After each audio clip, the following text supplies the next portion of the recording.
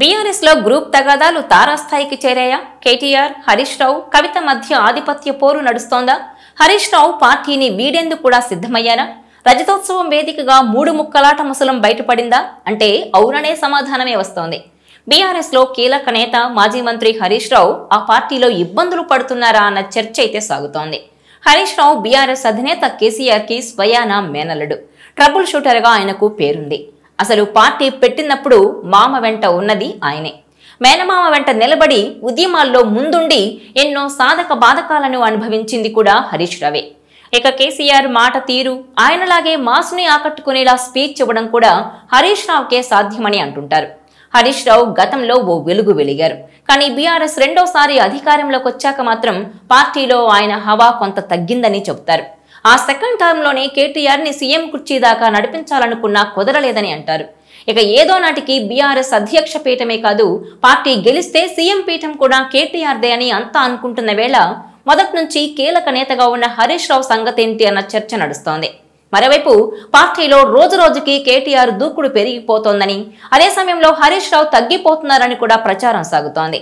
ఇటీవల బీఆర్ఎస్ రజతోత్సవ వేదికల్లో సైతం హరీష్ రావుకు అనుకున్న ప్రాధాన్యత దక్కలేదన్న టాక్ ఉంది.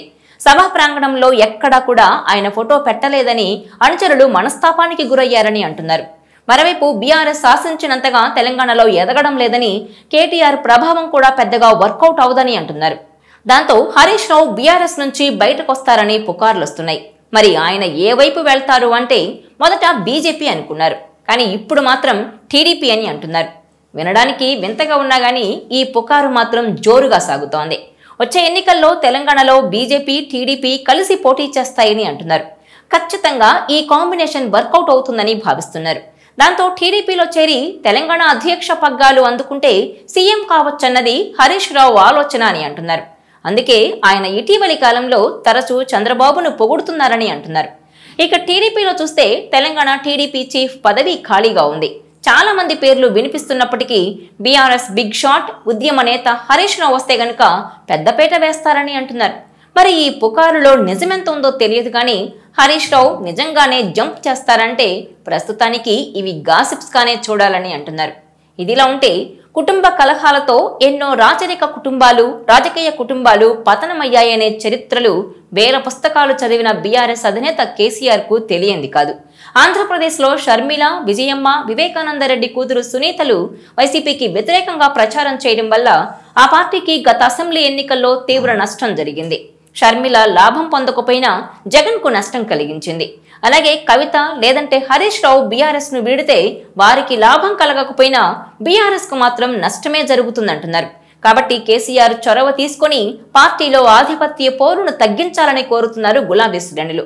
ఇదిలా ఉంటే కేసీఆర్ కుటుంబంపై సంచలన వ్యాఖ్యలు చేస్తున్నారు ప్రత్యర్థి పార్టీల నేతలు. బీఆర్ఎస్ లో కుటుంబ కలహాలున్నాయని తాము ఎప్పటి నుంచో చెప్తున్నామని, హరీష్ రావును సోషల్ మీడియాలో కేటీఆర్ అన్ఫాలో కూడా చేశారని గతంలోనే కామెంట్ చేశారు హస్తం పార్టీ శ్రేణులు. బీఆర్ఎస్ లో గ్రూప్ తగాదాలు తారాస్థాయికి చేరాయని, కుర్చీ పంచాయతీ నడుస్తోందని విమర్శించారు. ఒకవైపు కవిత, మరోవైపు కేటీఆర్, ఇంకొక వైపు హరీష్ రావు ఇలా గ్రూప్ వార్ నడుస్తోందని అంటున్నారు. ఇక హరీష్ రావు కాంగ్రెస్ లోకి రావడానికి గతంలో ప్రయత్నం చేశారని కూడా గుర్తు చేస్తున్నారు. దివంగత మాజీ ముఖ్యమంత్రి వైఎస్ఆర్ బతికి ఉంటే హరీష్ రావు ఇప్పటికే కాంగ్రెస్ పార్టీలోకి వచ్చేవారని అంటున్నారు.